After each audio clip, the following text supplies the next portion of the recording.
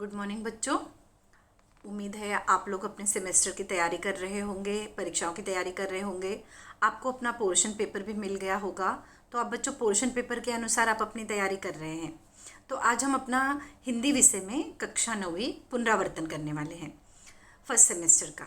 तो बच्चों हम अपना जो पुनरावर्तन है हम अपना रिवीजन 2 पार्ट में करेंगे, पार्ट 1 और पार्ट 2। आज सबसे पहले पार्ट में हम क्या करने वाले हैं, जो हमारा यूनिट टेस्ट में जो पोर्शन पेपर में जो दिया हुआ था, जो पार्ट था, वो भी इंक्लूड है पोर्शन पेपर में आपके।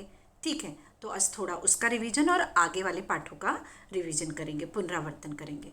बच्चों पुनरावर्तन करने से पहले मैं आपको ये भी बताना चाहती हूँ कि ये जो आपकी अनुक्रमणिका है, अनुक्रमणिका में जो पहली इकाई है, तो पहली इकाई में हमें कौन कौन से पाठ जो हैं वो आ रहे हैं और कौन से पाठ नहीं आ रहे हैं। अब जैसे चांदनी रात है, चांदनी रात वाला पाठ जो है, कविता है, वो आ रही है। बिल्ली का बिलंगुड़ा वो भी आ रहा है। कबीर है, पूरक पठन वो नहीं आएगा। किताबें आने वाली हैं। 1.5 जूलिया भी आ रहा है। ए सखी ये भी है। डॉक्टर का अपहरण ये पाठ भी आने वाला है।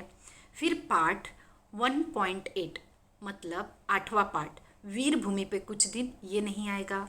1.9 वरदान मांगूंगा नहीं, ये वाला पाठ भी नहीं आएगा। 1.10 रात का चौकीदार पूरक पठन ये आने वाला है। और 1.11 निर्माणों के पावन युग में ये पाठ आने वाला है। ठीक है बच्चों, तो जो पाठ नहीं आने वाला है वह बोर्ड के तरफ से ही उस पाठ को इस साल के लिए निकाला गया है, इस साल नहीं पूछा जाएगा। ठीक है, तो लेसन 1.1, 1.2, 1.4, 1.5, 1.6, 1.7, 1.8 एंड 1.11, जिसमें 1.8 है वो नहीं आने वाला है। ठीक है, कबीर, वीरभूमि पे कुछ दिन, वरदान मांगूंगा नहीं, ये 3 पाठ आपको नहीं आने वाले हैं। ठीक है, तो अब आगे बढ़ते हैं। अब बच्चों हम आते हैं एग्ज़ाम की तरफ। आपकी जो परीक्षाएं हैं वह 40 अंक की हैं सेमेस्टर की। इस बार की जो हमारा सेमेस्टर है, फर्स्ट सेमेस्टर, 40 अंक का है। बच्चों जैसे आपने यूनिट टेस्ट 20 अंकों का दिया था, यूनिट टेस्ट में जिस प्रकार के प्रश्न आपसे पूछे गए थे, प्रश्न के प्रारूप उसी प्रकार का प्रश्न सेमेस्टर में भी पूछा जाएगा। बस सेमेस्टर में क्या हो गया है, 40 अंक का हो गया है, जिसमें आप उपयोजित लेखन भी है। उपयोजित लेखन मतलब रचना विभाग, जैसे कहानी, पत्र, निबंध, वृत्तांत लेखन, गद्य आकलन, ये सब चीज़ें भी हैं। लेकिन एक बात और बच्चों, आपको हिंदी के पेपर में कुछ रिटन में लिखना नहीं है। आपको सब कैसा करना है, सब आपको जैसे यूनिट टेस्ट में था सब टिक करने वाला था, मल्टीपल चॉइस में आया था, उसी प्रकार सेमेस्टर में भी आएगा। हिंदी के पेपर में कहीं पे भी आपको टाइप नहीं करना है, कहीं पे कुछ लिखना नहीं है। तो आप सोचोगे निबंध, पत्र, ये सब चीज़ें कैसे आएंगी, ये भी आपसे प्रश्नों के रूप में ही पूछा जाएगा। ठीक है, तो मेरे ख्याल से आपका जो भी थोड़ा डाउट था वो क्लियर हो गया होगा कि हमारा 40 अंकों का जो भी परीक्षाएं होने वाली है वो कैसे होंगी हिंदी की।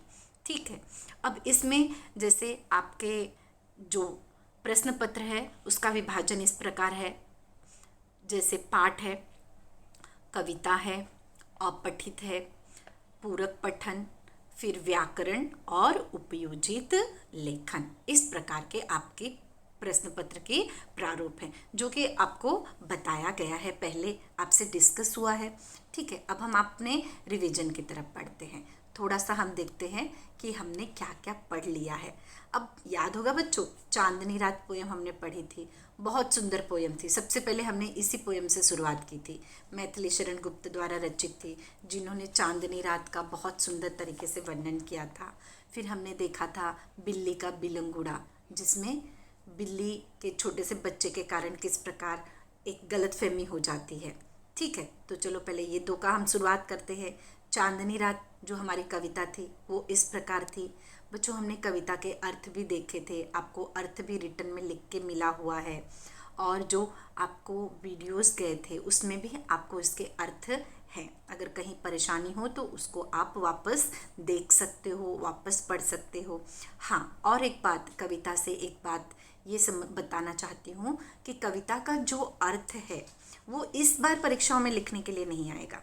ठीक है, इस बार परीक्षा में कविता का अर्थ लिखने नहीं आएगा। आप लोग उसके लिए भी परेशान हो रहे थे कि कविता का अर्थ लिखने आएगा कि नहीं आएगा। इस बार वो नहीं आने वाला, बाकी सब चीज़ों का समावेश है।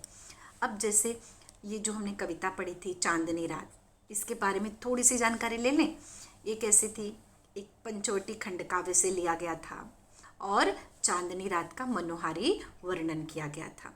और इससे संबंधित प्रश्न जैसे आकृति पूर्ण कीजिए, पद्यांश में आया बहुमूल रत्न, मोती हीरा सोना चांदी, तो क्या टिक करोगे आप? मोती। कवि के कथनानुसार सवेरा होने पर सूर्य पर का नियमित काम, सूर्य का नियमित काम क्या होता है? मोतियों को बटोरना, रोशनी फैलाना, तारों को ले जाना। तो आप क्या करोगे? मोतियों का बटोरना, ये आपका सही आंसर होगा। रात के समय पृथ्वी का अद्भुत कार्य क्या होता है? सबके सोने पर मोती बिखेर देती है। ये इसका प्रश्न है, का उत्तर है। आपको इसके साथ क्या पूछा जाएगा? अलग अलग ऑप्शन दिए जाएंगे, जो सही ऑप्शन होगा आपको वो टिक करना होगा। ठीक है, जैसा आपने यूनिट टेस्ट में किया था। अब आपके सामने ये प्रश्न है, ऐसे 2 प्रश्न बनाकर लिखिए जिनके उत्तर निम्नलिखित शब्द हो। तो बच्चों ये प्रश्न कैसे आएगा पता है? जैसे पूछ लिया गया, पंचवटी की छाया में क्या बनी है? क्या बनी है? पर्णकुटीर सही आंसर है। लेकिन आपको पूछा जाएगा पर्णकुटीर बना है, झोपड़ी बना है कि घर बना है? क्या बना है? पर्णकुटीर बना है। ठीक है, कौन जाग रहा है? धनुर्धर जाग रहा है, लक्ष्मण जाग रहे हैं कि राम जाग रहे हैं? तो कौन जाग रहा है? धनुर्धर जाग रहा है। इस प्रकार से आपको ऑप्शन के थ्रू आएंगे। ठीक है, तो ये रिवीजन हुआ हमारा कि किस प्रकार के प्रश्न होंगे और हमारी जो कविता है वह क्या थी, कि चांदनी रात की पूरी विशेषताएं बताई गई थी। अब हम आगे की तरफ बढ़ते हैं। जैसे निम्नलिखित शब्द समूहों के अर्थ वाले शब्द पद्यांश से खोज कर लिखिए। जिसमें आनंद न हो उसे क्या कहते हैं? निरानंद। जो अपनी इच्छा के अनुसार सब काम करे, स्वच्छंद। आगे निम्नलिखित शब्दों के अर्थ वाले शब्द पद्यांश से खोज कर लिखिए। काला श्याम, झोपड़ी, पर्णकुटीर। और बच्चों आपको एक बात का ध्यान देना है, अगर पूछा गया है कि पद्यांश से ढूंढ कर लिखिए या गद्यांश से ढूंढ कर लिखिए या परिच्छेद से ढूंढ कर लिखिए, तो आपको उसमें से ही आंसर फाइंड आउट करना है। बाहर से अपने मन से जो भी दिया रहेगा ऑप्शन वो नहीं, जो पद्यांश में मिल रहा है वही आंसर आपको टिक करना है। कभी कभी ऐसा होता है कि एक ही प्रश्न के 2 आंसर जो अपने मन से भी हम लिखें तो भी सही होता है, लेकिन पद्यांश में जो दिया है वही आंसर हमें टिक करना है। ठीक है, नहीं तो आपके उत्तर मान्य नहीं होंगे, गलत हो जाएंगे। उत्तर लिखिए। धरती खुशी व्यक्त करती है, कैसे? हरी घास की नोकों से। जिससे पेड़ तेज गति से इधर उधर झुकते हैं, किससे? झोंके से। पंचवटी की जो 2 चीज़ें हैं क्या हैं? पर्णकुटीर और स्वच्छ शिला। धीर वीर धनुर्धर का रूप कैसा है? योगी जैसा है। अब हम चलते हैं, ये तो हमारी थी कविता, किस प्रकार चांदनी रात की विशेषता के बारे में बताया गया था। अब हम अपने किस तरफ बढ़ते हैं? अब पिक्चर के माध्यम से आपको पता चल गया होगा। हम बढ़ते हैं अपने बिल्ली के बिलंगुड़ा। बिल्ली का जो हमारा बिलंगुड़ा पार्ट था उसमें क्या था बच्चों, कि बिल्ली के बच्चे के कारण कैसे परेशानी हो गई थी, गलतफहमी के कारण। किस प्रकार जो हमारा नौकर था, मतलब लेखक का जो नौकर था अमरू, किस प्रकार परेशानी में पड़ गया था, लेकिन वो बच गया, नहीं तो उसकी पिटाई बहुत अच्छी तरीके से हो जाती। ठीक है, तो इससे संबंधित जो इस लेसन में मुहावरे भी हैं बच्चों, जैसे परामर्श करना, राय लेना, मौका लगना, अवसर मिलना, एक न चलना, कुछ न कर सकना। इस प्रकार मुहावरे और उसके अर्थ हैं, परीक्षाओं में भी आएंगे। मुहावरा दिया रहेगा, नीचे 2 या 3 अर्थ दिए रहेंगे, 4 भी दिए जा सकते हैं, उसमें से आपको सही अर्थ को चुनना होगा। और ऐसा भी होगा, दूसरा मुहावरे का एक दूसरा तरीका भी पूछा जा सकता है कि आपको क्या दिया गया रहेगा, आपको वाक्य फ्रेम करके दिया रहेगा, सेंटेंस बनाकर, वाक्य बनाकर दिया गया रहेगा और बोला जाएगा इसके साथ ये वाला मुहावरा, कौन सा मुहावरा पूरी तरीके से सही लगता है, तो आपको वो मुहावरा टिक करना होगा। ठीक है, तो इस प्रकार मुहावरे के प्रश्न 2 तरीके से पूछे जा सकते हैं आपसे। अब प्रश्न ये है, इस पाठ से रिलेटेड प्रश्न कैसे थे? घर में बिल्ली पालने का कारण क्या था? ये तो हमने यूनिट टेस्ट में ये थोड़ा सा रिवीजन किया था। तो बिल्ली पालने का कारण क्या था? मित्रों की सलाह, चूहे को बाहर निकलने का उपाय, चूहे द्वारा घर के आटे और अनाज नुकसान कर देना, पुरानी विचारधारा और परंपराओं को ना मानना। अब इसके बाद हम आगे बढ़ते हैं, बिल्ली के रवैये में परिवर्तन। जो इस प्रकार बिल्ली के रवैये में क्या क्या परिवर्तन आया था कि बिल्ली जब भी चाहती कोई भी चीज़ें खा लेती और फिर वह क्या रसोई घर में छिपकर बैठ जाती थी। फिर समझकर लिखिए, आपको भी ये प्रश्न आ सकता है, समझकर सही उत्तर चुनिए।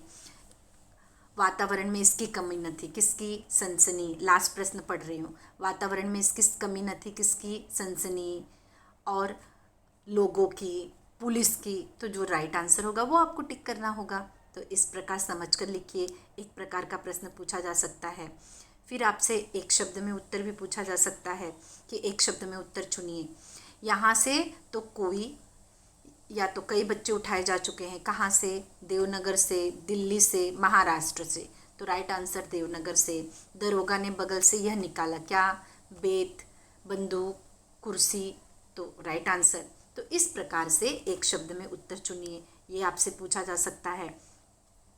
सही विधान चुनकर पूर्ण वाक्य फिर से लिखिए। अब ये तो आपके सामने प्रश्न दिया है, नीचे सही विधान दिया हुआ है। जो सही विधान है वो आपको टिक करना होगा और आपको नंबर मिलेगा। आप अगर सही विधान टिक करते हो तो सही नंबर मिलेगा। अब जैसे लेखक समझा शायद अमरू किसी की क्या किया? कार से टकरा गया, साइकिल चुरा लाया या साइकिल से टकरा गया? राइट आंसर, साइकिल से टकरा गया। कुछ लोगों को शक हुआ, बोरी में बच्चा है, अमरू चोर है, बोरी में बिल्ली है, तो बोरी में बच्चा है। तो इस प्रकार सही वाक्य चुनकर हमें लिखना होगा।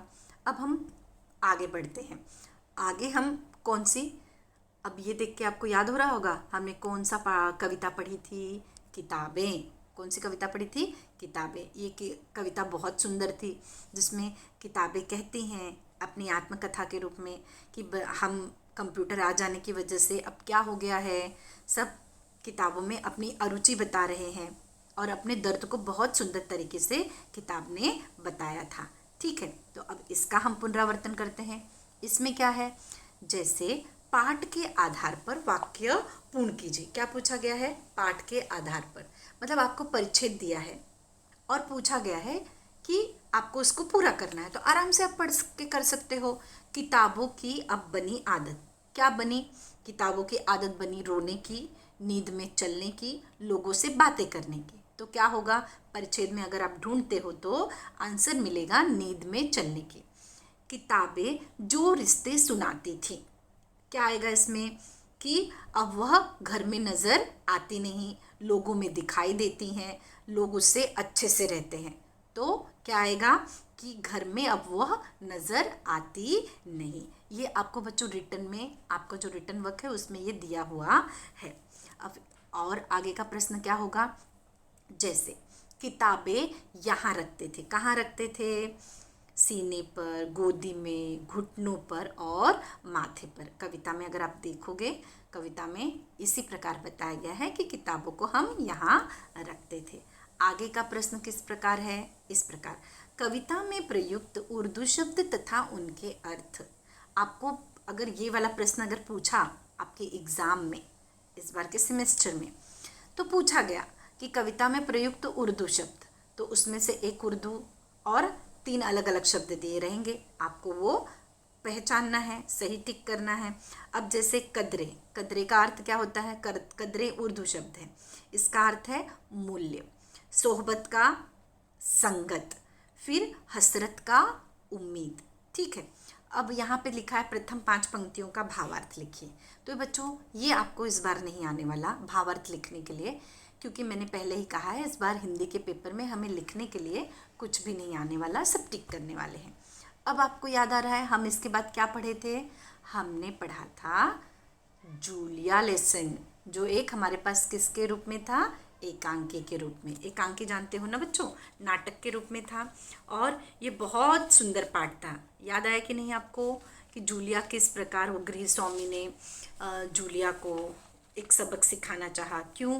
क्योंकि जूलिया क्या थी, बहुत डरती थी और वह अपने खिलाफ हो रहे अन्याय के प्रति वह पूरी तरह से सजग नहीं थी। तो यहाँ पर इस एकांकी में क्या बताया गया था, वो जूलिया के मालिक जो थे वो जूलिया को समझाना चाहते थे कि हमें दबकर नहीं रहना चाहिए, हमें हमारे न्याय के लिए लड़ाई करनी चाहिए। बच्चों इसमें भी दो मुहावरा है, इस पाठ में भी, जैसे ठग लेना और हड़प लेना। ठग लेना मतलब धोखा देना, हड़प लेना बेईमानी से अधिकार कर लेना, दूसरों की वस्तुओं पर क्या करना, हजम कर जाना दूसरों की वस्तुओं को। ठीक है, चलो इससे संबंधित हम देखते हैं किस प्रकार पूछे जाएंगे। अब जूलिया के मन के भाव दर्शाने वाले शब्द, जूलिया के मन के भाव दर्शाने वाले शब्द। बच्चों अगर जो परिच्छेद आपको दिया है, पैसेज दिया है, उस पैसेज में जूलिया के मन के भाव दर्शाने वाले शब्द क्या हैं वो आपको देखने हैं। जैसे विनीत, दबा हुआ स्वर, कांपता हुआ स्वर और रोता हुआ स्वर। मैं वापस आपको दोहरा रही हूँ, विनीत स्वर, दबा स्वर, कांपता हुआ स्वर और रोता हुआ स्वर। इस प्रकार का आंसर है, उत्तर है इसका। अब अगला है गद्यांश में आया संसार। गद्यांश में जो संसार आया था, संसार का ऐसा मतलब दुनिया नहीं, गद्यांश में संसार के लिए क्या शब्द का प्रयोग किया गया था ये लिखना है। तो कैसा था, क्रूर, कठोर, निर्मम और हृदयहीन, ये 4 है। ठीक है, तो आपको कोई एक दिया जाएगा और 3 गलत दिए जाएंगे और सही आपको चुनना होगा। अब ऐसे प्रश्न तैयार कीजिए जिनके उत्तर निम्नलिखित शब्द हों। अब जैसे वान्या और रुबल। अब वान्या और रुबल आपको इसका प्रश्न दिया जाएगा और आंसर आपसे पूछा जा सकता है। अब जैसे वान्या और रुबल, जैसे मुद्रा के बारे में बताया गया है, किसकी मुद्रा है ये, ऐसे भी प्रश्न पूछा जाएगा। रूबल कहाँ की मुद्रा है, फ्रांस की, रूस की, अमेरिका की, कहाँ की है, तो आपको वो सही आंसर टिक करना होगा। इस प्रकार से भी आपको प्रश्न पूछा जा सकता है। तो ठीक है बच्चों, आज के इस कालांश में हमने अपना जो हमारा जो रिवीजन था, इस रिवीजन में हम देख रहे हैं कि किस प्रकार के प्रश्न पूछे जा सकते हैं। अब जैसे आगे है, कारण लिखिए। गृह स्वामी द्वारा खुद ही जूलिया को पैसे देना, इसका कारण क्या था, क्योंकि जूलिया अपने आप गृह स्वामी से पैसे नहीं मांगती। मैं इसका ऑप्शन अगर देती हूँ आपको तो कैसे दे सकती हूँ, गृह स्वामी द्वारा खुद ही जूलिया को पैसे देना। कारण क्या, जूलिया बहुत बीमार थी, जूलिया को पैसे की ज़रूरत थी, या जूलिया पैसे नहीं मांगती। तो राइट आंसर क्या होगा, जूलिया अपने गृह स्वामी से पैसे नहीं मांगती। समझ में आया किस प्रकार प्रश्न का उत्तर होगा। गृह स्वामी की पत्नी द्वारा जूलिया को 3 दिन की छुट्टी देना।